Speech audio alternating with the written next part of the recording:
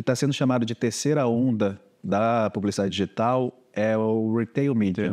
Retail Media é um termo relativamente antigo, né? Parece muito com trade marketing, aquilo que você faz na gôndola, mas o ambiente digital é anunciar no site de compras ou anunciar com base no comportamento que as pessoas têm no site de compras. Lembrou.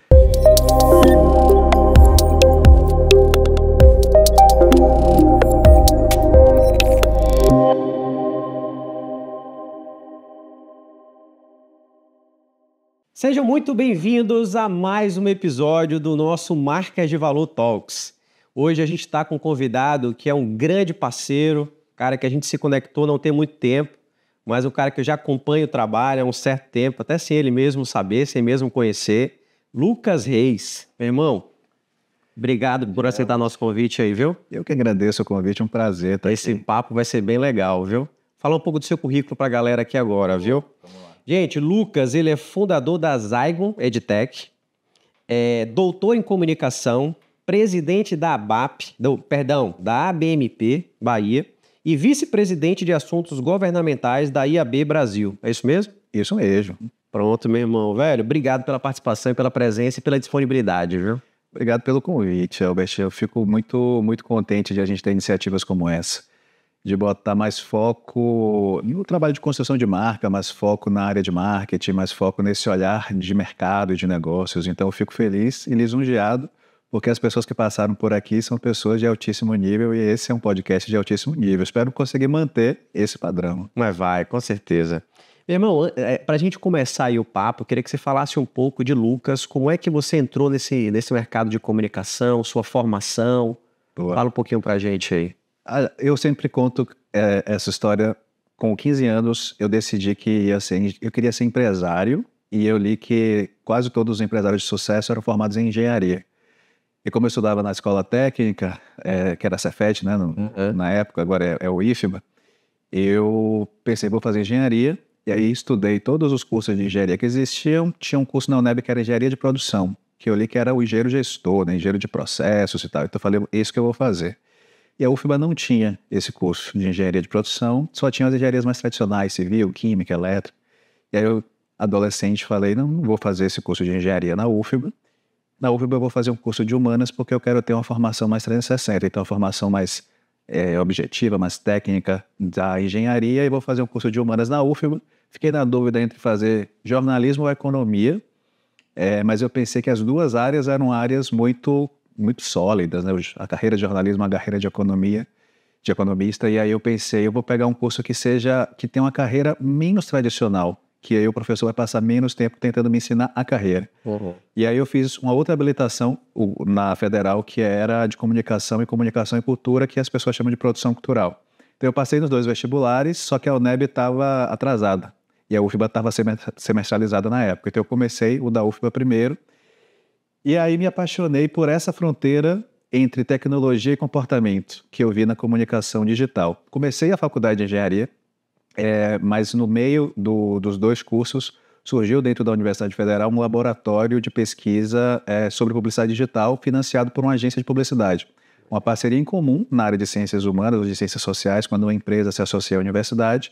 A Propeg criou esse laboratório, pagou bolsas para que estudantes pesquisassem, né, estudassem ali no laboratório, e aí foi golaço, né? Eu pude receber para aprofundar justamente nesse tema e como as tecnologias digitais podem influenciar comportamentos, e isso aí eu não conseguia mais conciliar com a faculdade de engenharia, aí eu fiz outro vestibular de engenharia elétrica no IFBA, que eu pensei, eu vou ser engenheiro, preciso ser engenheiro, e aí consegui conciliar por mais 2 semestres, mas depois eu comecei a empreender nessa área de marketing digital, e aí de fato eu abandonei a faculdade de engenharia, abri minha primeira empresa no meu último semestre de faculdade, foi em 2009, e aí já estamos completando 15 anos como empresário, né? Tive alguns negócios, vendi participação, comprei participação, mas sempre atuando nessa fronteira entre tecnologia, dados e comportamento. Eu acho que a gente está num momento ímpar da história em que quem está numa cadeira de marketing ou numa cadeira de negócios tem à sua disposição as ferramentas de tecnologia, as ferramentas de identificação de comportamento para influenciar no comportamento das pessoas, seja consumidor, seja formador de opinião, seja investidor, enfim. Então, acho que é um momento ímpar E o que eu percebi é que é um mercado que não para, né? Então, o que era inovação 17 anos atrás, quando eu comecei a pesquisar, hoje já é normal. Por exemplo, Google Search, anúncio de links patrocinados, fazer site, tudo isso é meio que comum. E hoje a gente está falando sobre uso de inteligência artificial, personalização de experiências, imersão, né? O famoso metaverso, enfim. Então a gente percebe que as coisas vão evoluindo e é isso que eu gosto, né? Perfeito, cara. Então quer dizer que esse grupo de pesquisa que você entrou lá na faculdade foi o que direcionou sua carreira aí, né, cara? Tem uma frase de que sorte é quando a oportunidade encontra a preparação. Tem uma frase dessas, né? Então o laboratório foi uma oportunidade incrível porque criou todo o contexto. Era um laboratório de publicidade digital financiado por uma agência de publicidade que me permitia ficar dentro da universidade, não ir trabalhar no dia a dia de agência. Mas antes disso eu tinha me aproximado de um professor que ensinava sobre marketing estratégico. E aí o meu primeiro estágio na área foi com esse professor. Eu fui atrás dele e falei, eu quero trabalhar com você e tal. Então, eu acho que se não fosse o laboratório, outras coisas teriam surgido porque o destino é inexorável. Mas o laboratório foi realmente um divisor de águas aí na minha carreira. Realmente teve uma participação bastante importante. Isso foi que ano, você lembra? Eu entrei em 2008, né? Então, aí 16 anos. E 2008, em 2009 você já fundou a empresa. Por quê? Porque até hoje, né, quando você entra em áreas que são mais de fronteira, tem pouca gente dominando. Então, se você é focado, rapidamente você já consegue se destacar da média. Verdade. E aí você começa a ser procurado. E aí eu sempre quis ser empresário, então eu nunca me via como um freela ou como um consultor. Assim que eu pude, eu já tive sócio, monta CNPJ, contrata pessoas, aí em algum momento a gente botou estrutura física e tal. Então foi uma escolha mesmo, assim. Então eu quero ser empresário até... Então isso já foi desde a faculdade, você já tinha essa visão de Já tinha. Antes de entrar na faculdade, eu escolhi o curso porque eu queria ser o melhor líder empresarial possível, né? E acho que esse processo de liderança empresarial, eu sempre digo que é um sacerdócio. Você nunca está pronto, você está sempre melhorando. Verdade. Eu espero que... É um beta constante. É um beta constante. Daqui a 5, 10 anos eu olhe para trás e pense, nossa, eu consegui evoluir mais, né? Então acho que quando a gente olha para trás e começa a achar que era mais bonito antes, mais inteligente antes, é porque tem um problema. Então eu gosto quando eu olho a foto e falo, rapaz, como é que namoravam comigo nessa época? É isso aí. É bom a gente se sentir melhorando sempre, né? Mais massa, cara, mas muito bom. E aí, em 2009, surgiu a Zygon, né? Que é a sua empresa. Em 2009 surgiu, eu fundei junto com 3 colegas de faculdade uma empresa chamada PaperClick. Por que ela se chamava PaperClick? Porque o assunto em que eu me aprofundei no laboratório era o de Search Engine Marketing, né? O marketing de mecanismos de buscas. E aí você tinha 2 áreas, que era o SEO, né, o Search Engine Optimization, que você não paga, a parte orgânica, e você tinha a parte paga, que era chamada de Pay-per-Click, que em inglês é pague por clique. Aí a gente fez uma corruptela, né, disso, ao invés de ser Pay-per-Click, a gente botou paper, de papel, mas o clique com Q, e essa foi a primeira empresa. Só que eu tinha um olhar muito agressivo empresarial, assim, eu queria crescer muito rápido e meus sócios tinham um olhar diferente, assim, valorizavam outras coisas. Então, em menos de um ano, eu vendi minha participação e usei essa grana para montar uma outra empresa com uma professora que eu encontrei na faculdade. Ela estava fazendo tirocínio docente. Tirocínio é quando você não é professor da universidade, está fazendo mestrado ou doutorado, e tirocínio é prática, né? Prática docente. Então, a parte do mestrado você tem que dar uma disciplina como professor. Certo. Conheci ela, e aí a gente montou uma empresa que, num primeiro ano, foi uma filial de uma agência de São Paulo chamada Coworkers. A gente era o sócio local. Depois de um ano, a gente percebeu que fazia mais sentido seguir sozinho, aí a gente mudou de Coworkers para Salve. E essa professora, ela me falou desde o início que ela não queria ser empresária pro resto da vida. Então, ela gostava da ideia, gostava do nosso ímpeto, mas assim que a empresa estivesse montada, ela ia sair. E isso que aconteceu, né? A gente montou ali a Salve em 2011, em 2014 ela falou, olha, já deu, isso aqui já existe, já está começando a dar dor de cabeça demais, auditor fiscal vindo e dando multa, isso aqui já está demais. É porque empresário no Brasil sempre tem essas dificuldades, você nunca consegue cumprir todas as regras. Aí ela vendeu, eu tinha um outro sócio na época, a gente pensou, vamos aproveitar e vamos fazer uma revisão do negócio. A gente percebeu que aquele ponto em que a gente conseguia ser rentável, que a gente tinha muito tesão de fazer e que a gente conseguia gerar valor para os clientes, eram que mesclavam dados, tecnologia e solução de comunicação, né? E aí a gente focou em inbound marketing e mídia programática. Passado 2 anos, a gente percebeu que mídia programática era um mercado muito maior, aí a gente decidiu focar nisso, só que a gente estava sentindo as dores do crescimento, precisava de um pouco mais de estofo. Nesse momento, o meu sócio estava passando por um momento pessoal difícil. Ele falou: olha, Lucas, eu não quero essa dor de cabeça de empresa que dobra a cada ano, contrata, demite, vai, vou vender minha participação. E aí, nesse momento, entraram outros 2 sócios e a gente já tinha mudado o nome da empresa de Salve para Zygon, justamente para dar esse novo, esse posicionamento de uma empresa focada em tecnologia, em dados e tudo mais. E aí a Zygon, que é o nosso negócio principal desde 2016. E aí são 8 anos, né? Essa é a trajetória. 8 anos, né, cara? Então quer dizer que você também, a Salve, você atuava no inbound marketing e na programática, né? Inbound marketing caiu um pouco, assim, não que caiu um pouco, mas eu acho que deu uma arrefecida aí, né? Eu acho que ele se naturalizou muito, né? Assim, as próprias ferramentas de RD Station e HubSpot, que são as líderes, elas se tornaram muito mais ferramentas de CRM, inclusive de vendas, né? CRM entendido como aquele software que o vendedor usa para cadastrar deal, do que ferramentas de inbound. O termo inbound foi criado, até onde eu acompanhei, pela HubSpot, e a RD foi uma versão brasileira da HubSpot, mas hoje ela se vê muito mais como plataforma de marketing, né? Então acho que um pouco por isso que o termo inbound marketing perdeu força, porque se tornou parte do marketing, né? Conseguir atrair atenção, criar réguas de relacionamento e tal. Verdade. E aí, irmão, falando um pouco da Zygon, assim, né, do operacional hoje, do que vocês fazem, eu queria que você contasse um pouquinho o que é que a Zygon faz hoje no mercado. Vocês estão aí desde 2016, né? Então, 8 anos de mercado. Conta um pouquinho aí dos produtos, dos serviços de vocês, para que o pessoal possa conhecer um pouco também. Claro, perfeito. Maior prazer. O que é que a gente entendeu? Qual é o problema que a gente resolve na Zygon, né? Quando você tem um ambiente digital que tem muitos pontos de contato, uma mesma pessoa acessa vários sites, acessa a rede social, olha o WhatsApp. Vou fazer um paralelo. Se a gente volta 30 anos no tempo, a gente tinha o programa de TV todo bem definido. Eu lembro que no meu condomínio se marcava a hora da reunião de condomínio depois do Jornal Nacional. Era tão forte porque era a hora. Você não marcava 8h30 ou 9 horas, você marcava depois do Jornal Nacional. Então, só que esse comportamento mudou. As pessoas passaram a assistir Jornal Nacional quando querem, porque vem no aplicativo e tudo mais.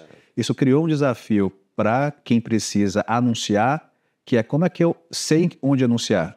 Porque o meu consumidor, o meu público-alvo está em vários lugares diferentes e eu já não posso só definir assim, vou escolher Globo e vou anunciar na Globo. Eu preciso, na verdade, saber na hora em que a pessoa aparece que o anúncio deveria aparecer para ela. Aí surgiu a automação, que é a mídia programática. Perfeito. Então, se ao invés de você programar a sua veiculação com base no veículo, se você programar a sua veiculação com base no público. Só que para fazer isso você precisa de tecnologia e de dados, né? Então a mídia programática automatiza essa distribuição de anúncios com base no perfil do público. Então se eu estou anunciando medicamento, eu não posso dar esse exemplo porque é muito mais regulamentado e tem algumas limitações. Mas se eu estiver anunciando um carro de alto padrão, eu posso inferir que quem ouve Band News são as pessoas de alto padrão, ou eu posso anunciar para as pessoas que têm cartão Black cadastrado na Amazon, ou pessoas que compram um produto de alto ticket no Mercado Livre. É difícil você mentir que comprou um vestido de R$2.000, uma bolsa de R$5.000. Você não mente isso, né? Então, a partir desses dados, eu posso pensar, alguém que compra uma bolsa de X mil reais é uma pessoa de alto padrão, perfil para esse produto aqui, vou anunciar para essas pessoas. Nessa trajetória, a gente tem vários complementos para essa entrega. No fim do dia, o que a gente faz é exibir o anúncio certo para a pessoa certa, no melhor contexto e fazer toda a mensuração da jornada. Porque não adianta exibir o anúncio, né? O anúncio é a minha isca para atrair o público e, a partir daí, levar esse público a um comportamento que o anunciante deseja. Que pode ser se cadastrar, comprar, ou simplesmente ter ali uma construção de marca ao longo do tempo. Um dos desafios que a gente percebeu é que quando você se comunica por nicho, você precisa ter mensagens por nicho. E se você não automatiza o processo de criação de mensagens, você tem um gargalo, porque uma pessoa consegue fazer um volume de conteúdos limitado num mesmo período de tempo, né? Para a gente conseguir escalar e usar todo o poder que essa comunicação segmentada oferece, a gente precisa automatizar também o processo criativo. Então, a gente trouxe tecnologias para que o anúncio apareça de forma segmentada para o usuário, para o consumidor, para o público-alvo, de forma que o anúncio também seja montado de forma automática. Isso era feito... Tudo automático? Tudo automático. Pô, isso era feito de forma, entre aspas, mecânica, até 2021. Quando eu falo mecânica, você listava, você tinha um template e você listava possibilidades de mudança do produto, do botão, da cor, etc. Com inteligência artificial, mais recentemente, você pode definir a lógica e, inclusive, cores que você não tinha previsto, se ela estiver dentro da lógica, pode ser usado. Qual é a experiência mais comum que a gente tem como consumidor? Quando a gente entra num site de e-commerce e depois vê aquele produto aparecendo como anúncio. Aquilo foi feito de forma automática.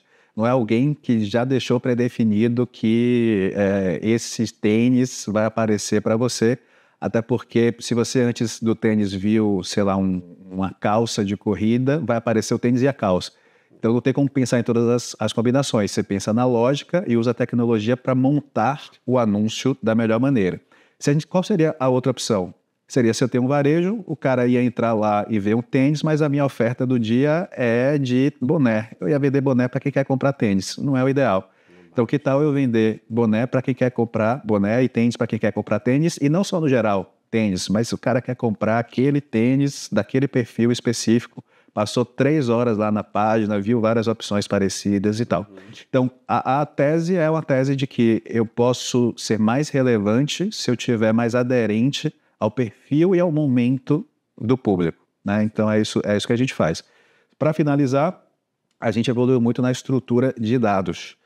Tanto os dados de perfil de audiência, então ter acesso a fontes de dados que permitam que a gente identifique um público específico.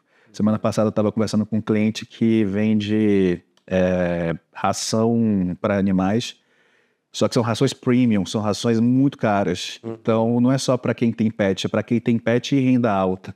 E aí o que ele quer a mídia mais segmentada possível, porque não adianta, não vale a pena apenas espalhar para todo mundo que vai na Pets, por exemplo. Tem que ir ou não ir na Pets, mas tem que ter renda alta. Então como é que a gente consegue chegar nisso? E aí a gente tem essa tecnologia, tanto de audiência quanto a de performance mesmo. Perfeito. Então como é que eu consigo modelar para saber que canal ativar para eu conseguir um incremento de 2% nas vendas, 4% nas vendas, para eu reduzir um pouco o custo? Então, esse entendimento de inteligência mesmo, essa inteligência que a gente oferece para os nossos clientes hoje. Bacana, cara. E hoje, por exemplo, você tem publishers, parceiros, como é que vocês identificam esses canais, né, para os clientes? Como é que funciona esse processo? A gente tem relações com publishers, aí eu vou entrar um pouquinho no técnicas de mídia programática. Para a gente ter a escala maior, eu preciso estar conectado, digamos, na grande avenida da publicidade digital. Então, aqui eu estou conectado a todos os publishers que cumprem um critério mínimo de segurança de marca. Então, não pode ser um publisher, por exemplo, com conteúdo de pedofilia, ou com conteúdo de pornografia, ou com conteúdo de terrorismo. Então, se é um publisher que não está em nenhuma dessas categorias negativas, a gente está conectado com eles. Tá. E aí a gente vai fazer um lance para comprar um espaço de forma automática sempre que o público do nosso cliente aparecer. Para alguns publishers, interessa para a gente ter uma prioridade. E aí com esses publishers a gente negocia o que a gente chama de deal, que são acordos. Aí a gente fecha um acordo de... vamos voltar para o caso aí do tênis. Se eu estiver anunciando para uma marca, e você acabou de sair do site dessa marca, me interessa que eu apareça para você e não meu concorrente, porque você está no momento de pesquisa do meu produto. Sim. E aí, para garantir isso, nos principais publishers, aqueles que são quase que centrais, né, numa navegação de qualquer consumidor no Brasil, a gente negocia acordos para que a gente tenha prioridade. Então, se quem está acessando agora o app ou o site é público do meu cliente, eu quero o que você primeiro me mostra. Me mostra, entendi. Se eu não quiser, você leva aí para outro. Mas aí com isso a gente tem essas negociações. Perfeito. Enfim, essa negociação pode ser mais próxima ou menos próxima, ter maior volume ou menor volume. Mas qual é a ideia? No fim do dia, a gente precisa gerar para o cliente o melhor resultado com o menor custo. Então, quando a gente percebe que tem alguns sites, alguns publishers, alguns apps que são muito comuns na navegação do brasileiro médio, vale a pena a gente fechar um acordo para conseguir um espaço ali, ou com maior relevância ou com menor preço, no fim do dia, para gerar melhor resultado para o cliente. Né? Perfeito. Então, no geral, na verdade, vocês meio que intermediam esses espaços com valores diferenciados para esses clientes. Mais ou menos isso aí. A gente integra toda essa cadeia de soluções, que você precisa ter o dado, porque não é só exibir o anúncio, você precisa ter o anúncio, você precisa ter o espaço publicitário e precisa pensar na jornada, né? Precisa ter uma estratégia também. A gente sabe que, no geral, só 2% das pessoas compram numa primeira visita, por exemplo, ou se inscrevem na primeira visita. Então você precisa aparecer de novo para essa pessoa. E você não deve aparecer com o mesmo mote, com o mesmo anúncio que você apareceu da primeira vez. Você tem que aparecer diferente. Também você não pode passar 3 anos aparecendo para essa pessoa. Você precisa ter uma janela. Essa janela para produtos em geral, né? Ou de urgência ou de baixo ticket é uma janela curta. Para produtos de alto ticket é uma janela longa. Então, para um apartamento, eu posso passar 6 meses aparecendo com a frequência alta. Ontem eu estava comprando um post-it online. Por post-it não vale a pena eu passar 6 meses aparecendo. Então, a decisão é uma janela mais curta. É uma compra rápida, né? Então, toda essa inteligência, e aí tem uma parte dessa inteligência que é humana, principalmente a estratégica, e tem uma parte da tática que já está incorporada nos algoritmos, né, os famosos algoritmos. Então, ter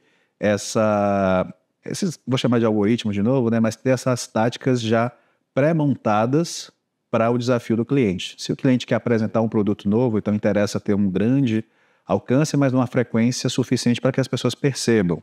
É um algoritmo. Se o que o cliente quer é gerar lead, por exemplo, o mercado imobiliário é outro algoritmo. Se o que o cliente quer é vender no e-commerce, por exemplo, ou vende uma assinatura, é um outro algoritmo, porque o ciclo de decisão é muito diferente, entendeu? Então, o que a gente... esse ambiente novo criou uma necessidade para um player que fosse um integrador de solução, que fosse o canal para te levar para o canal. E você, né? Exatamente esse integrador. Exatamente. Muito legal, cara, muito bacana. Assim, se a gente for falar de perfis de clientes hoje da Zybo, existe um perfil de um segmento, melhor dizendo, específico, onde vocês têm mais clientes? Mais varejo, mais educação, como é que... Boa. A gente tem 2 verticais que são muito fortes, que são o da comunicação pública e o de educação. Por que esses verticais são muito fortes? Porque a administração pública precisa se comunicar com todo mundo, mas de uma forma muito específica com cada um. Porque qualquer administração pública, prefeitura, governo de estado ou federal, tem muita entrega acontecendo. Só que, por exemplo, a Prefeitura de Salvador lançou um hospital veterinário. Isso é muito relevante para pessoas que tenham pets. Por outro lado, também lançou um programa de microcrédito. Isso é interessante para pessoas... Então, você tem públicos que são muito específicos que, se você for ficar comunicando tudo para todo mundo, você gera uma saturação negativa. Então, a comunicação pública tem esse desafio de falar com o cidadão de maneira muito direcionada até para conseguir entregar a política pública para esse cidadão. Legal. O setor de educação, ele se tornou, nos últimos anos, um setor que a gente chama de performance, né? Você precisa ter um fluxo contínuo de novos entrantes para conseguir manter a roda girando. Isso tornou um mercado muito competitivo. Então, para esse mercado, a assertividade da exibição dos anúncios e a inteligência no controle da jornada, e essa inteligência, inclusive, para reduzir custos, se tornou muito importante. Então, para a gente é um perfil bastante importante. Mas, em geral, a gente atende principalmente empresas que sejam do chamado B2C, e aí eu vou chamar o governo de D2C, né? Porque é o governo para o cidadão, ou seja, uma empresa que fala com pessoas.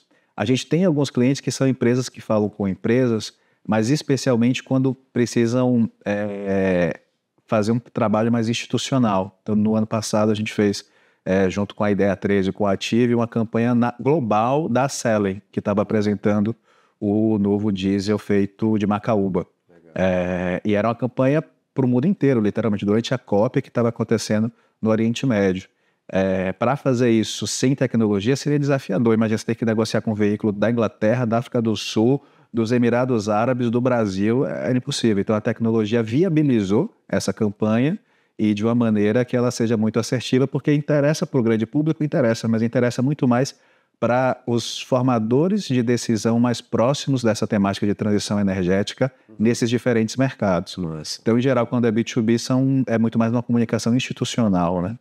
Perfeito, cara. E um outro detalhe também, assim, uma outra curiosidade minha. Vocês, além de portais também, vocês têm outros segmentos de mídia também que são cadastrados? Por exemplo, out of home, outdoor, como é que funciona? Boa. Quando a gente começou, mídia programática era basicamente anúncios em sites. Na verdade, antes de a gente começar, era basicamente anúncio em sites. Quando a gente começou, já era anúncio em sites e dentro de aplicativos. De 2016 para cá, o método programático, que é o método automático, ele entrou nos streams de áudio, por exemplo. Então, Spotify, Deezer, você exibia anúncios de áudio enquanto as pessoas ouvem. Rádio web também. O grande salto que está acontecendo é o de TVs. Hoje no Brasil, Conectadas, né? TVs conectadas. 99% da população brasileira que tem acesso à internet se conecta pelo celular, 58% pela TV e 31% por um computador. Então as pessoas se conectam à internet muito mais por uma TV do que por um computador. E aí isso é uma porta muito grande para a gente exibir, né, através dos streams ou através das possibilidades que os próprios fabricantes oferecem. E a gente tem o Digital Out of Home, que agora tem um P, né? PDAOH, que é o Digital Out of Home programático. A gente tem iniciativas aí de Eletromídia, JCDecaux, para oferecerem os seus inventários para que integradores como nós possam acessar. Tá. E o que está sendo chamado de terceira onda da publicidade digital é o Retail Media. Retail Media é um termo relativamente antigo, né? Parece muito com trade market, aquilo que você faz na gôndola, mas o ambiente digital é anunciar no site de compras ou anunciar com base no comportamento que as pessoas têm no site de compras. Então, fazendo um paralelo, anunciar na Amazon ou anunciar para pessoas que compram tal produto na Amazon. Um caso que a gente viu de uma seguradora, anunciou para pessoas que compravam no Pão de Açúcar fralda e produtos para bebês. Qual foi o racional deles? Essas pessoas têm filhos, pessoas que têm filhos têm muito medo de que algo de ruim aconteça, então é um público mais sensível a fazer um seguro de vida, melhorar um seguro de saúde, etc. Então a lógica deles foi essa, vou anunciar para quem compra produtos para bebês. Faz sentido. Pois faz sentido, foi um case bacana, um case premiado, inclusive. Então e aí na Retail Media, né, do segmento de saúde, por exemplo, a RD é bem forte. Faz um trabalho muito forte, conheço muito o trabalho forte. Porque, enfim, você tem dados, aí você já tem uma boa regulamentação hoje de privacidade, mas você tem dados de comportamento de compras que permitem ser muito assertivo na publicidade, e eu acho que para a gente que atua nesse setor, o mundo ideal, assim, a nossa missão é fazer com que a publicidade seja uma espécie de serviço, aquilo que a pessoa fica feliz de ver, porque nossa, era isso que eu estava precisando, né? O ideal é que a gente chegue nesse ponto, e quando a gente nível de precisão, né, cara? De precisão e de antecipação. E quando a gente olha para por exemplo, o que é uma publicidade do Google, né? Várias pessoas acham que nem tem anúncio ali na busca do Google, porque é tão relevante, é tão contextualizado, que era o que você queria, né? Você buscou por um apartamento de 4 quartos, apareceu um anúncio de apartamento de 4 quartos. Era aquele momento que devia aparecer. Então a gente tem conseguido fazer isso, e o ideal é que a publicidade deixe de ser vista como algo que atrapalha, que interrompe, para ser algo que realmente traz coisas que você precisa ou gostaria de ter e comprar. E que faça parte da jornada do consumidor, né? Que não seja nada, vamos dizer assim, intrusivo, né? Você falou do RD, né? RD Ads. A gente teve um episódio no podcast que a gente conversou com o Vitor Bertoncini, que é o CEO da RD Ads. Vitor é um cara que eu me conectei no ano passado, lá em São Paulo. E, cara, assim, ele contou o case da RD Ads, né? Como o negócio surgiu e tudo mais. E o case da RD é fantástico. A RD Ads hoje é nossa parceira. Ótimo. Na Saúde TV. Sim. Porque além da publicidade no site, eles também têm as telas nas lojas. E é incrível, né? Hoje, assim, o tamanho do inventário dos caras de telas estão chegando a 6 mil telas, né? Então a gente fez meio que um consórcio com a RD Ads, né, com eles, porque a gente também tem algumas marcas que anunciam com a gente. Nossos ambientes são o quê? São sala de espera, consultórios, clínicas, hospitais, laboratórios. Então, a gente também tem uma audiência em sala de espera, que estão ali, um público que está ali 20, 30 minutos esperando atendimento. Né? Só que a gente tem um time comercial também em São Paulo, né, que capta, né, anunciantes junto às agências, e a gente tem muito anunciante que é a indústria farmacêutica. E o ambiente farmácia começou a ser muito pedido, né, para o nosso comercial. Pô, Saúde TV, você tem farmácia, estão em farmácia. Pô, para a gente entrar em farmácia agora vai ser muito demorado. Então, o que é que eu vou fazer? Galera, vamos unir forças, né? E aí eles estavam com a dor, que era o seguinte, olha, a gente é muito forte no trade. Eles, no caso, RD, né? Por quê? Os caras já têm time comercial no trade marketing. Então, ou seja, Elbert, é o seguinte, qual é a minha realidade? Hoje a gente capta muita verba do trade e a gente é muito fraco captar verba de mídia nas agências.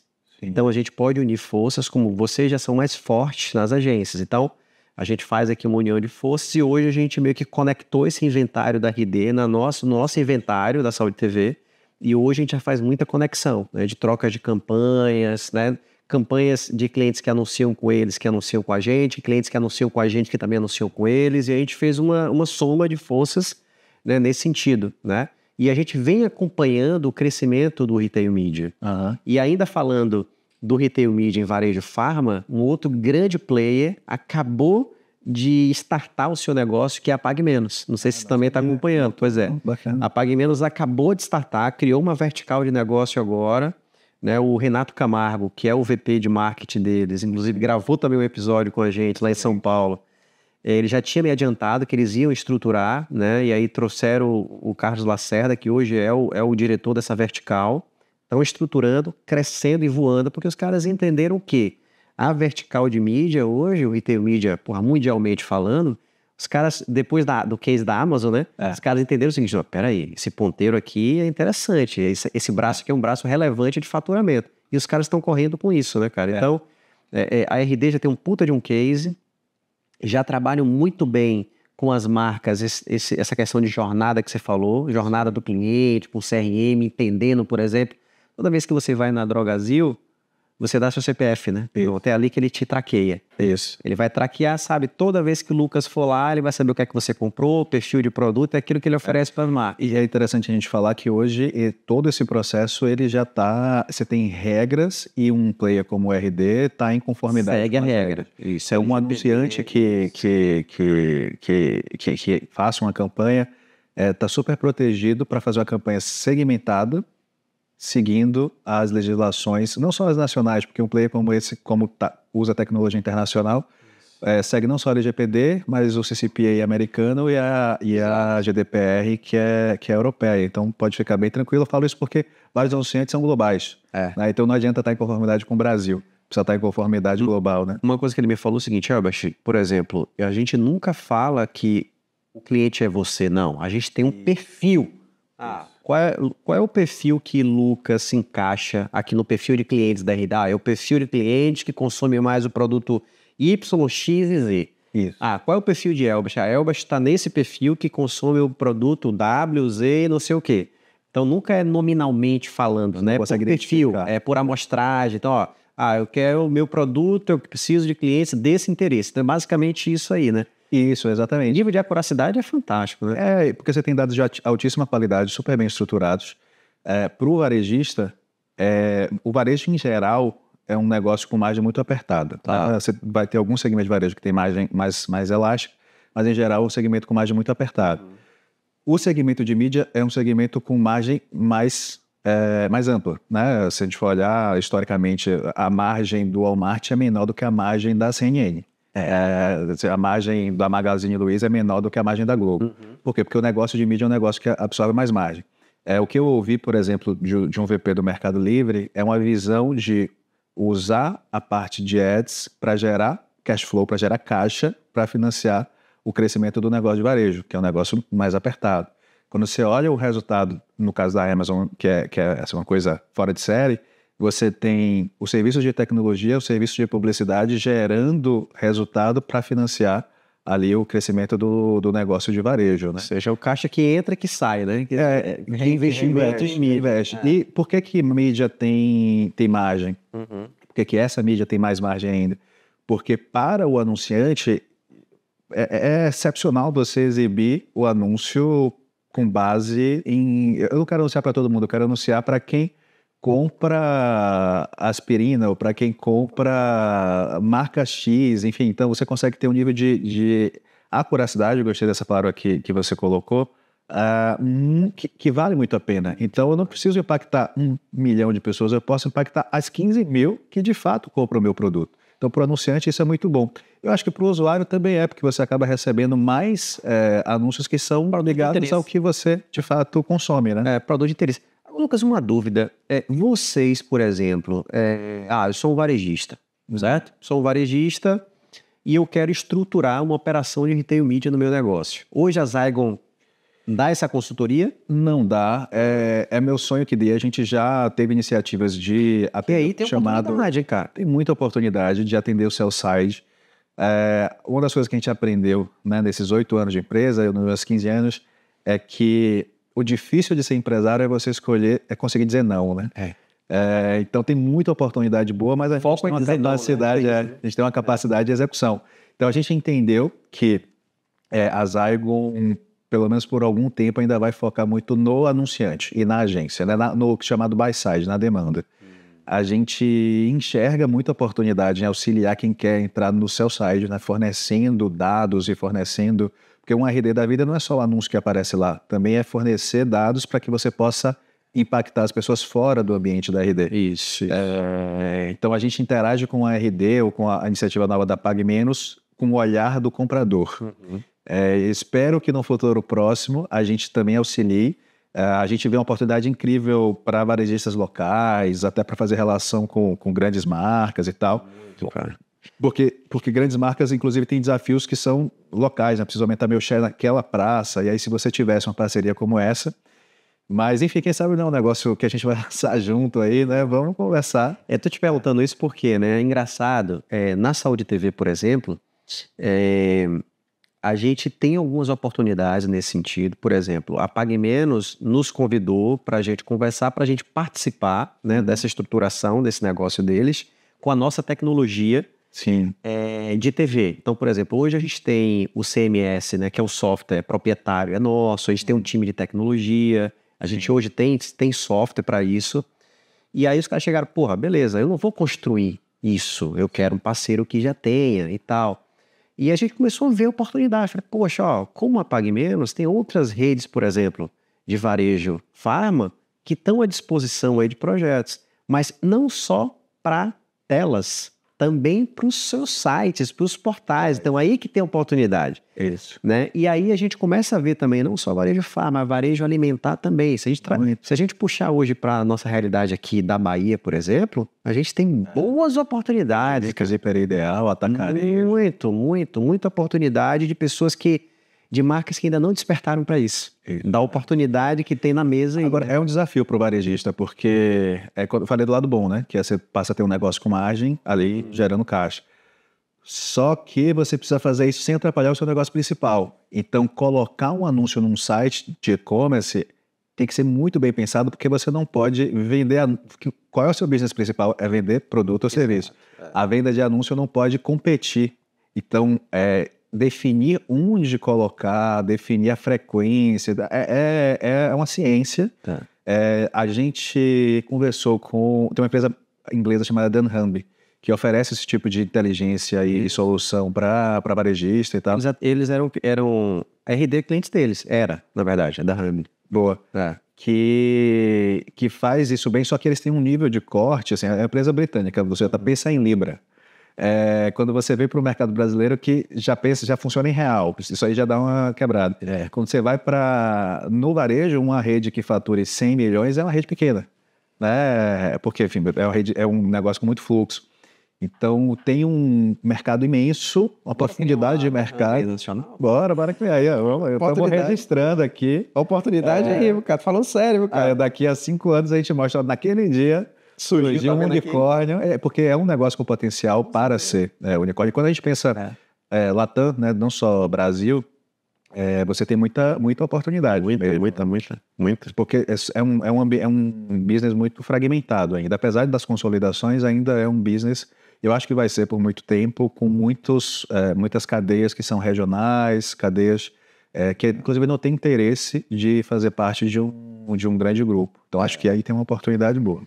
Com certeza, cara. A gente vem vendo essa movimentação aí, cara. Porque você vê, hoje em dia, isso vem se concentrando mais nos grandes grupos que já tem mais caixa, consegue fazer. Como você falou, às vezes o varejista de médio porte, de pequeno porte, nem sabe desse movimento, não sabe da oportunidade que está na mesa. E aquilo que você falou, às vezes você tem, puxando, por exemplo, para o regional, dá um exemplo do varejo farma, por exemplo. Eu conheço o diretor nordeste de uma indústria farmacêutica. Ele tem a necessidade dele na região. Sim. Então, por exemplo, poxa, eu não quero pegar eu quero pegar um local, pô. Eu quero pegar um varejista local aqui e fazer uma ação. Hoje eu tenho um budget para poder trabalhar localmente aqui na minha praça. E é isso, entendeu? Isso complementa a atuação nas grandes redes, porque por maior que seja um RD, uma Pague Menos, na verdade, o do varejo farma eu domino menos, mas eu imagino até pela quantidade de grupos que você tem um share relativamente distribuído. Quando a gente vai para o varejo alimentar, as redes regionais são muito fortes, né? E a depender da região, quando vai para o varejo de linha branca e tal também. Então, tem que estar no Magalu, mas também tem que estar na Bemol, que é do norte, sabe? Tem que estar no Pão de Açúcar, mas adoraria estar também num Hiperideal ou num Pepe da vida, enfim. Pois é. Então, é isso que a gente está falando, né? Isso complementa, não acho que tiraria recurso das grandes redes. E o que os dados estão mostrando é que o retail media pega uma parte da grana de trade, pega uma parte da grana de performance, que já estava no digital, mas está tendo dificuldade de pegar a grana de branding. Porque uma parte do desafio é essa de que não dá para fazer um anúncio que seja tão chamativo a ponto de fazer com que a experiência do usuário num site de e-commerce não seja de comprar. O site de e-commerce foi feito para comprar. Verdade. Não foi feito para consumir conteúdo. Exato. Mas, assim, eu acho que para o branding, o mais importante são os dados, né? E aí você usa o próprio ponto de compra, né? O site e o app para finalizar, para aparecer ali na boca do gol, digamos. Nossa, mas você construir marca para quem compra seu produto, eu acho que faz muito sentido, né? Porra, então, demais, cara. Eu tenho uma empresa no parceiro meu chamada Meu Cliente, sim, lá de São Paulo, Maurício. O negócio do cara é o seguinte, é uma empresa que ele monta a estrutura de trade market para as empresas. Então, por exemplo, há um varejo aqui alimentar que ele tem lá um setorzinho de trade market, perfeito? Só que o cara não está explorando bem o potencial que aquelas lojas têm. Dele, né? É o que você fala, não é o business do cara. Então, o que foi que ele fez? Ele veio da indústria de medicamento, indústria alimentar. Ele viu que tinha essa dor, por varejo tem uma dor aqui. Pô, aí os caras entraram com o negócio, a ideia deles é o quê? Pô, chega no varejo, fulaninho, tudo bem e tal, olha, a gente tem esse negócio, eu vou pegar seus ativos, vou ampliar os seus ativos de mídia, a gente vai fazer todo o processo de venda de trade para você com a indústria. Sim. E a gente ganha um revenue share aqui em cima né, e tal. E hoje, só que ele não foca no retail, ele não foca no digital, o foco dele são em ativos físicos. Então é tela de LED, é TV, é plaquinha de carrinho, de gôndola e tal, não sei o quê. Mas ele viu a oportunidade, o cara tá crescendo no Brasil inteiro com isso, cara. Então, a mesma coisa para a retail, porque, velho, também o digital, cara, tem um espaço extremamente interessante para explorar. E não é negócio dos caras. Só que se as empresas chegam hoje com o modelo e colocam na mesa um modelo pronto, dizem o seguinte, vamos criar um spin-off aqui, você não vai se preocupar com essa operação é nossa. Cuide do seu negócio, que isso aqui é um negócio novo e a gente cuida. Os caras entram, entendeu? Pois é, porque tem um desafio de tecnologia, tem um desafio de acesso ao mercado, porque conversar com o mercado publicitário, de agências, departamento de marketing é muito diferente. Muito. Inclusive de conversar com trade, né, que está mais próximo ali do comercial, do dia a dia do comercial. Isso. E muito diferente de conversar com o fornecedor, enfim, o dia a dia do varejo. Esse é um ponto, eu acho que tem oportunidade, né, pra caramba nisso aí, porque é como você falou, hoje os portais, os sites de e-commerce desses varejistas têm um tráfego absurdo, dependendo dos portais. Os apps, né, aplicativos e portais, então eles já entenderam isso. Pô, peraí, a gente é um Google de certa forma aqui, mas tem tráfego e tem negócio aqui, né? E precisa, um negócio de mídia é um negócio de escala. Então, se você tiver um site com 100 mil acessos por mês, para o tamanho do digital é pequeno. Então você talvez nem fosse recebido num grande comprador de mídia, porque o cara não tem tempo.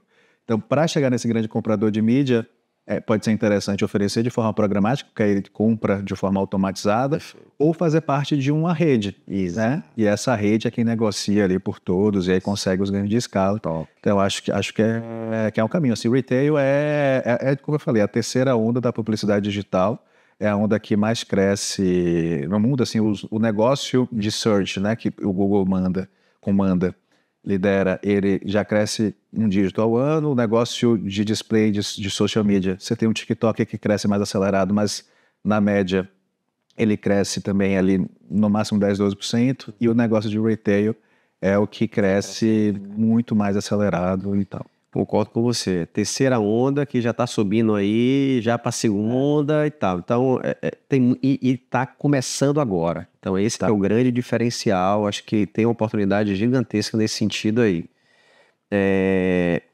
Indo um pouco agora, irmão, assim, para análise de dados, né? O que você hoje você já está virando uma figura muito requisitada, né? Vamos dizer assim, para dar algumas palestras falando sobre essa questão de análise de dados, puxando um pouquinho para a nossa realidade de líder de marketing, por exemplo, né? Quais os desafios que esses líderes de marketing têm hoje em relação à análise de dados, a quantidade de informações hoje que eles têm? Como é que você analisa na sua visão, por exemplo, como é que eles hoje vêm aproveitando, né, essa questão dos dados, os benefícios dos dados em prol do negócio, por exemplo? O que eu tenho percebido, falando com lideranças da área de marketing, da área de comunicação e da área de negócios, é que tem um slide que eu uso em várias palestras que, assim, ninguém quer mais dados, as pessoas querem soluções. E acho que teve uma fase, talvez ainda exista até hoje, que várias das pessoas que levam soluções de dados focam muito nas ferramentas e nos dados e começam a falar um techniquez. O que eu tenho batido muito é que o que importa é o significado por trás dos dados.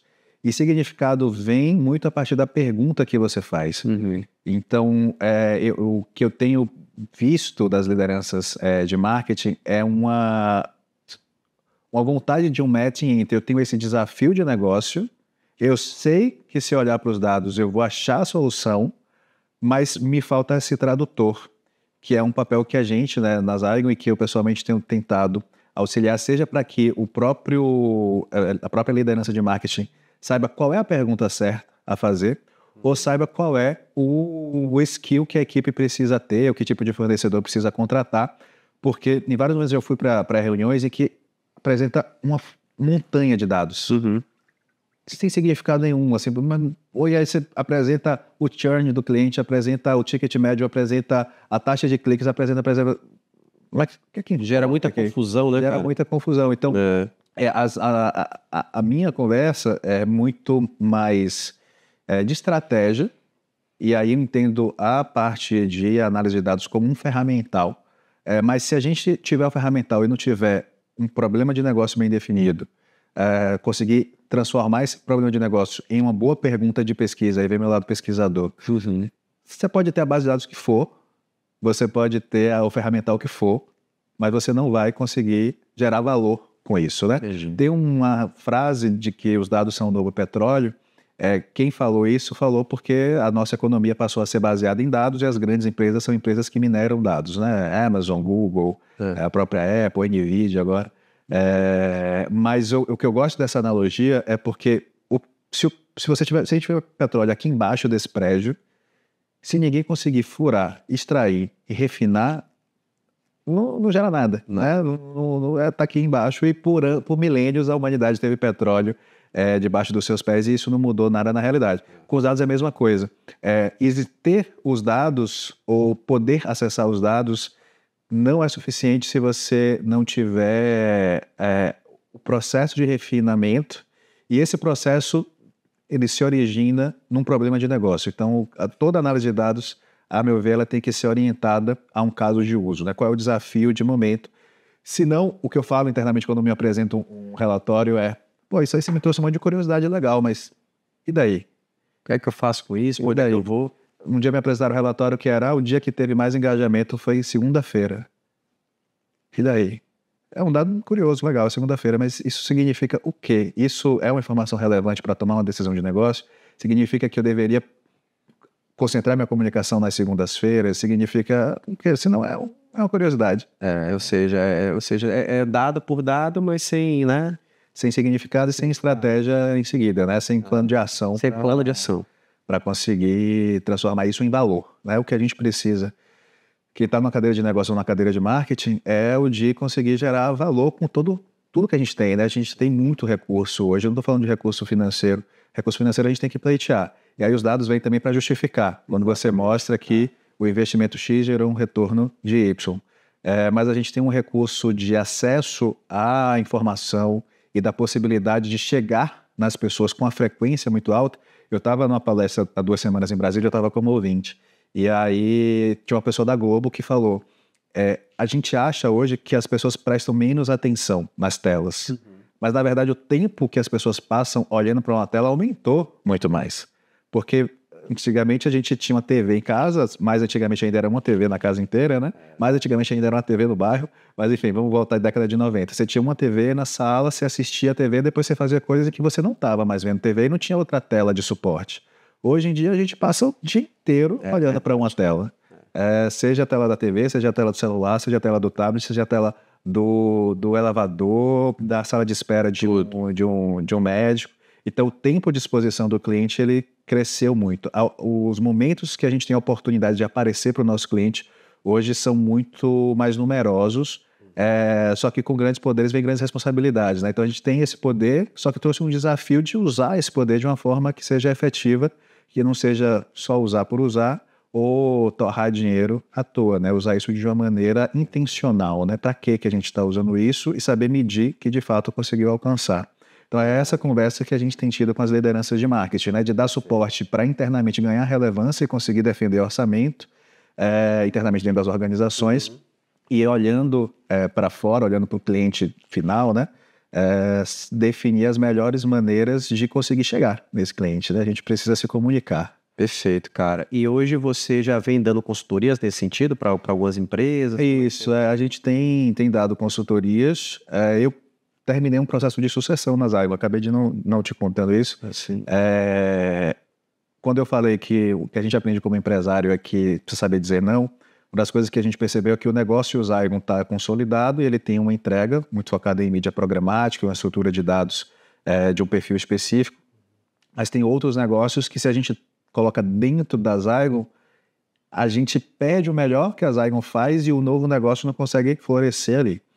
E então a gente começou em 2021 um processo de sucessão, a gente identificou uma pessoa internamente que tinha um perfil para liderar, a gente passou em 22 e 23 treinando, a pessoa ganhando autonomia e tal, e em março desse ano de 24 a gente anunciou que a Zygon tem uma nova CEO, que é a Jéssica Miúcha, e aí o meu papel é um papel de novos negócios, inclusive esse papel de representação institucional, de palestrante e de consultoria, mas sempre ou principalmente consultorias que possam levar a novos negócios, né? Como essa nossa conversa de lançar um player de retail media.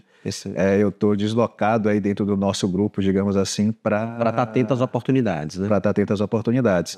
E aí nas oportunidades envolve também um trabalho consultivo que tem surgido. Eu passei muito tempo blindando isso, porque eu achava que competia com o meu tempo na Zygon, e aí por melhor que seja pago um consultor, se você tem um bom negócio, é melhor, né, o negócio. Verdade. Até porque o negócio funciona sem você, né? Como consultor é você. Mas saindo desse dia a dia, me sobra mais tempo para conseguir dedicar a esse atendimento pessoal, né? A consultoria é um atendimento tailor-made ali para cada desafio, né? Muito bom, cara. Muito bom, irmão. Show de bola. E se a gente for falar hoje do que todo mundo vem falando de inteligência artificial, né? Chat GPT... o que você tem para falar também, assim, voltando para as lideranças de marketing, né? Hoje é algo que ele já vem, como é que vem sendo utilizado, qual é o potencial disso, como é que você enxerga isso para o futuro? Eu acho que um grande desafio das lideranças de marketing hoje as lideranças de marketing em geral são muito arejadas, né? Você tem algumas lideranças que são mais herméticas, ficam ali dentro do seu dia a dia. Pelo perfil das lideranças de marketing, elas são mais arejadas. O que significa ser arejado? Está recebendo mais os inputs do novo. Qual é o problema disso? É que gera uma sensação do chamado FOMO, né? Do Fear of Missing Out, aquela ansiedade de vamos fazer, agora é isso. Eu nem vi que é isso. Fui para o SXSW e vi tal coisa, fui para o Próxima e vi tal coisa, fui para o evento X, tive uma reunião, é muita informação e é muita possibilidade. Então, conseguir fazer um filtro do que é e do que não é é importante. Inteligência artificial, na minha leitura, é algo colocado de uma mudança estrutural de sociedade mesmo. A gente tem pela primeira vez tecnologia acessível para fazer um trabalho cognitivo humano. Isso aconteceu em vários outros momentos para substituir o trabalho braçal humano. Quando a gente pensa na Revolução Industrial, a primeira Revolução Industrial é tirar ali o trabalho de alguém que tinha que mover uma roda e isso ser feito por vapor e depois por eletricidade, e depois vinha a eletrônica e a gente consegue substituir um trabalho mais refinado porque um aparelho consegue fazer. Quando fala um trabalho mais refinado é do tipo varrer a casa, né? Quando você traz um aspirador de pó, que é um produto eletrônico, você libera muito tempo, porque varrer casa dá trabalho. Quando você traz uma máquina de lavar, eu vi uma vez um TED que falava que a maior revolução da humanidade foi a máquina de lavar, porque liberou um tempo absurdo de lavar roupa e tal. Verdade. Quando a gente vem para a inteligência artificial, você populariza uma tecnologia que consegue emular o trabalho cognitivo humano. Não vejo nas minhas palestras eu mostro um quadro que é o que o ser humano faz. Dentro desse quadro eu mostro um quadro menor em que eu falo isso é o que a inteligência artificial consegue substituir, e eu sempre faço uma ponderação que vão existir sim pessoas que vão ter trabalho substituído, empresas que vão se tornar obsoletas por conta disso, e enquanto sociedade a gente tem que pensar em como dar suporte a essas pessoas. Enquanto empresário a gente tem que pensar em como, se o nosso negócio realmente acaba ou se a gente reinventa ele por conta da inteligência artificial. Mas tem um quadro muito maior que é o que você pode passar a fazer porque existe a inteligência artificial. Isso pode ser um trabalho criativo, por exemplo, um designer consegue fazer um certo número de telas, de imagens, de layouts dentro do tempo dele.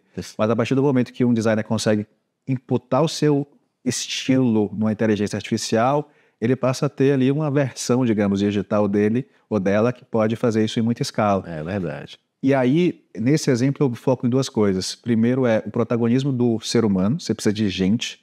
Eu fui nesse ano em alguns eventos, eu fui na CSW em Austin e fui num evento chamado Data Innovation Summit que aconteceu em Estocolmo, na Suécia. Em todos se falou muito de AI Literacy, que é letramento de inteligência artificial, que é ensinar as pessoas a usarem. Uma das palestras que eu vi foi da vice-presidente da Comissão Europeia de Direito Econômico, que foi quem regulamentou o uso de inteligência artificial na União Europeia.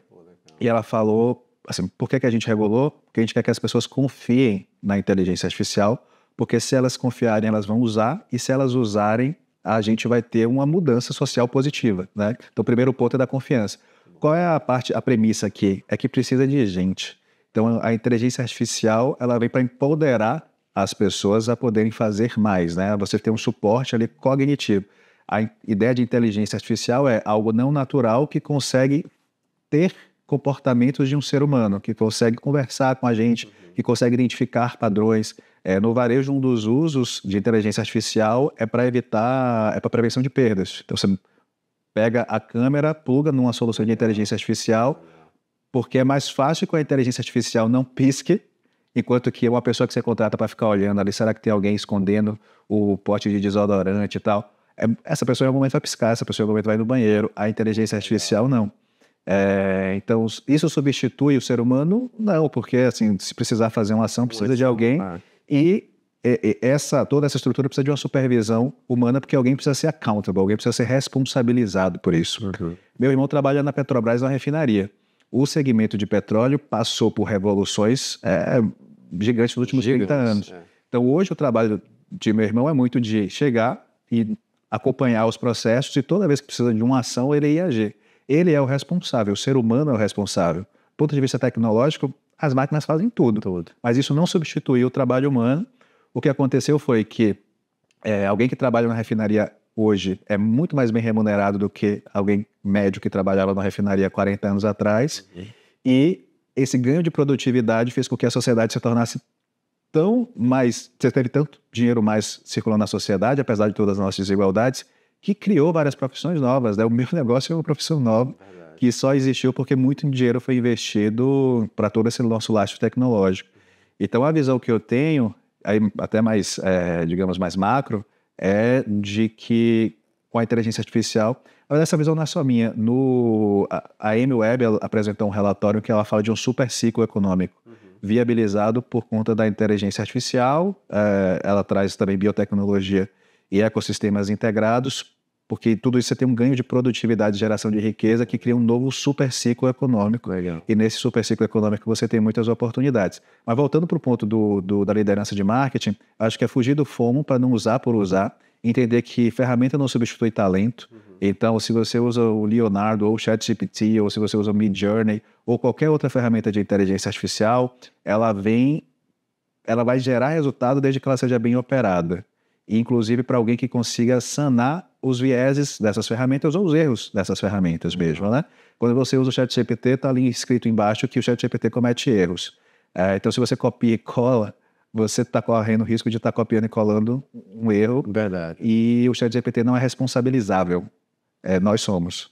A gente pode substituir o chat, né, o atendente pela inteligência artificial, tecnologicamente sim. Mas a gente tem já alguns casos de atendimento que geraram ofertas do tipo assim, alguém conseguiu comprar um carro por $1 nos Estados Unidos e alguém conseguiu comprar uma passagem super barata por um erro da inteligência artificial. Teve um recente agora essa semana, eu vi, eu não me lembro qual foi o produto aí, o de Rolex, não viu do Rolex? Não, do Rolex eu não vi. Não foi, que o Rolex fez um anúncio errado, acho que era 30 mil reais, alguma coisa assim, estava 39 mil reais e anunciou errado 397 reais o relógio. Foi aí teve uma discussão porque o ministro, né, o Alexandre de Moraes e tal, ele acionou a Rolex e tal.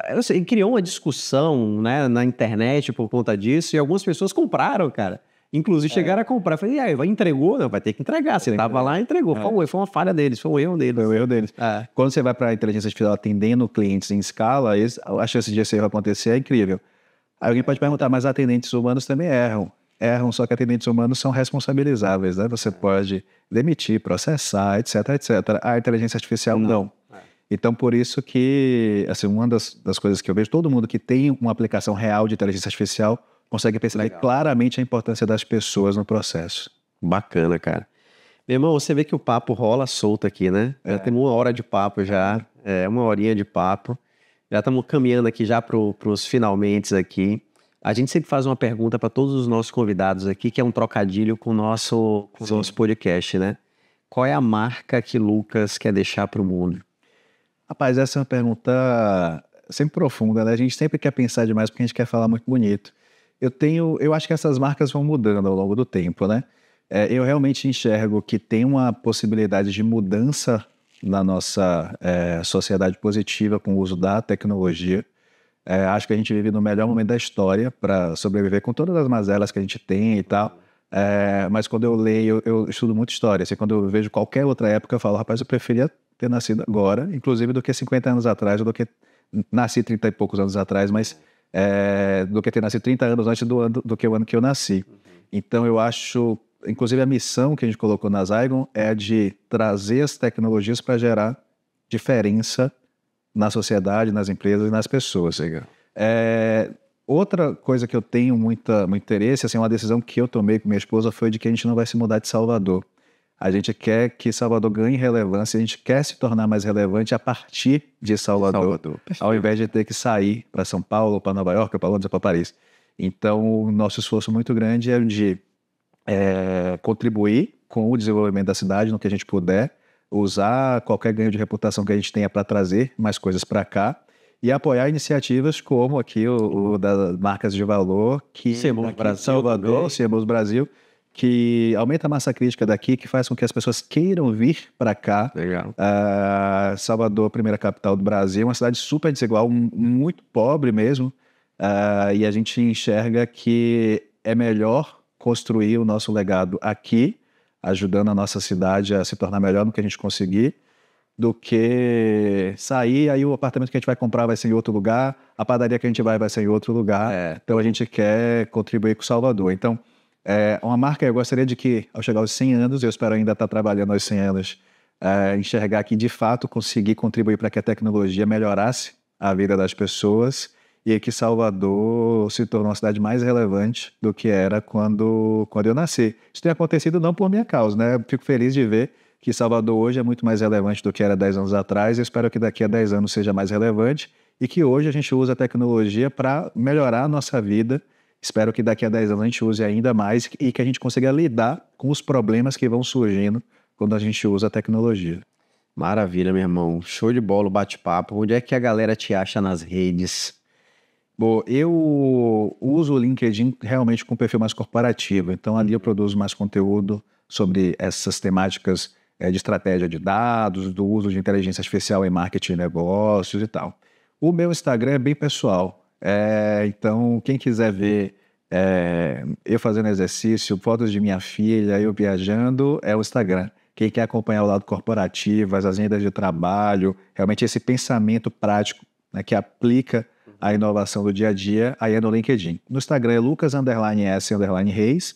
No LinkedIn, bota Lucas Reis e vai aparecer já ali entre os primeiros. Perfeito, cara. E falando bem até rapidamente também do Screen, o evento da BMP que vai ter esse ano também, final do ano, dezembro, né? Isso, a BMP, né, que eu estou como presidente, ela organiza um festival de criatividade e inovação desde 2018.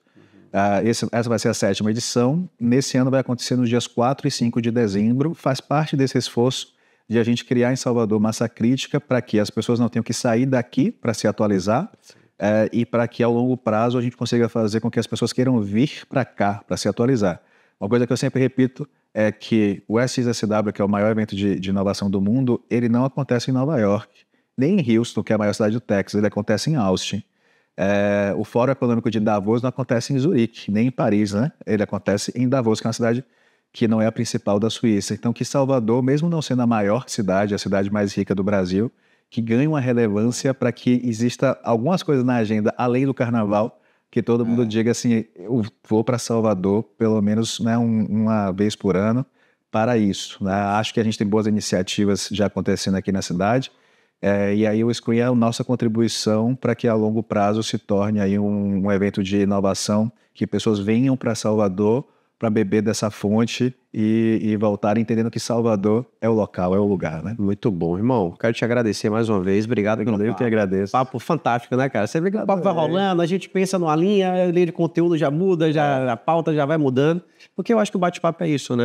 Ele vai sendo conduzido de acordo com o que a gente vai tocando aí, né? E o papel de quem conduz, o papel do mediador é justamente de identificar as oportunidades e deixar o papo fluir. Exato, é isso aí. É cena que podia ficar aqui. É isso aí, com certeza. Obrigado, meu irmão. É isso aí. Obrigado a você. Gente, chegamos ao final aí de mais um episódio, né, do nosso podcast Marca de Valor. Espero que vocês tenham curtido esse episódio, né? E esse é um episódio que a gente trouxe vários insights aqui, diversos insights. É um episódio para ser assistido, reassistido algumas vezes aí. Sim. Né? Então, espero que vocês tenham gostado. A gente percebeu aqui que muitas pessoas que assistem o episódio não estão inscritos no canal, então se inscreve no canal, isso é muito importante para que a gente possa estar ganhando relevância, para que o YouTube entenda, né, que o nosso canal é um canal relevante, a gente vem crescendo bastante nos últimos dias. Então, se inscreve no canal, curte os episódios, coloca lá um comentário, compartilha para a turma de amigos também, tá certo? Que ajuda muito o canal. Então, quero agradecer a vocês, né, por mais essa audiência desse episódio. E espero vocês no próximo episódio, na próxima segunda-feira. Um grande abraço.